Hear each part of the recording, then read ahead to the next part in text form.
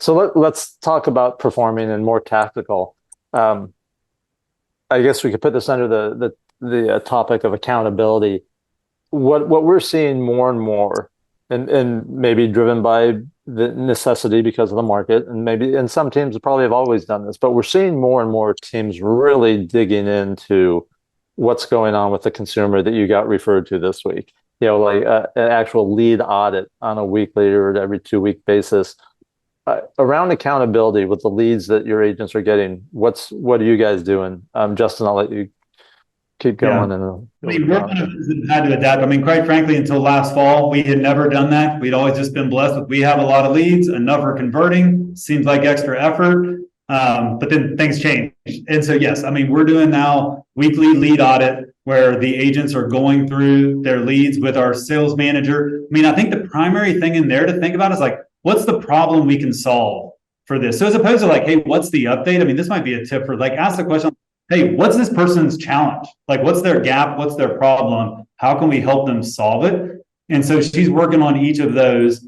And we, have a requirement now, which we never had before. You got to have the CRM updated each week in order to continue receiving leads. First time probably in my career we ever cut people off, from leads. And so definitely a higher level of accountability there. And then the final thing on that is we've actually encouraged, and I'm curious if other folks are doing this, we've actually encouraged our agents, if they're not making progress with the leads they've been handed off to hand them back to our ISAs sooner, because the ISAs will follow up with them and will continue to warm them up and we'll get them back to the same agent. And so I think that's actually been better. And with Ojo specifically, that's been great for us, is to be able to, hey, weren't able to set that initial appointment for whatever reason, not getting the movement we want, get it back to the ISA, and then they'll warm them back up for them. So I think those are like tactically, yeah, weekly lead audit. Got to do things to keep getting leads, and then for us, move the leads back to the ISAs if we're not making progress with it, so that we can ensure a better follow up rhythm. Yeah, I think that's spot on. Spot on. Veronica, what would you add to that from accountability standpoint? What are you guys doing? Yeah, so our agents, the same way we're held accountable, as it's no secret, we're a flex partner. We're also Zillow Experience. We're Ojo Plus. Like the way our growth advisors hold us accountable, we have that same cadence with our agents. Our weekly touch, our weekly touches, having the conversations. We're auditing the leads. We're coming behind them and just, again, not necessarily punishing them, like having these conversations like, hey, so what did you experience this week? What's getting in the way? Or is there anything that we can support you with? We're having more conversations with our maybe star agents instead of, we don't want them to have lead fatigue discussions of like, do they need a showing assistant? How can we support our agents that are actually converting at a high level to perhaps convert a little bit more, get them some more time back.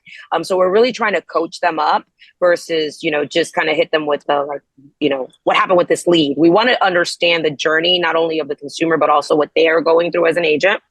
Having conversations with our top agents. I have agents right now on my team that even in this market, they're going to sell 30 to 40 homes. And then I think all of our businesses, right? At the end of the day, we are the chokehold of our business as leaders, right?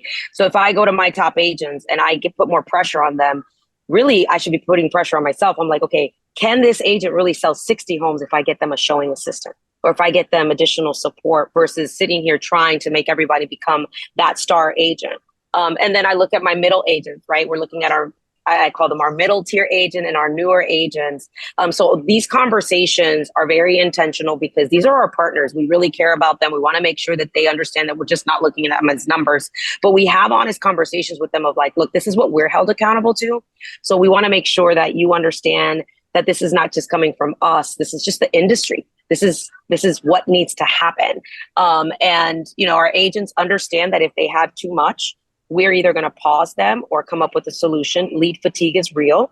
Our agents, very much like Justin just said, we do on our team have a policy.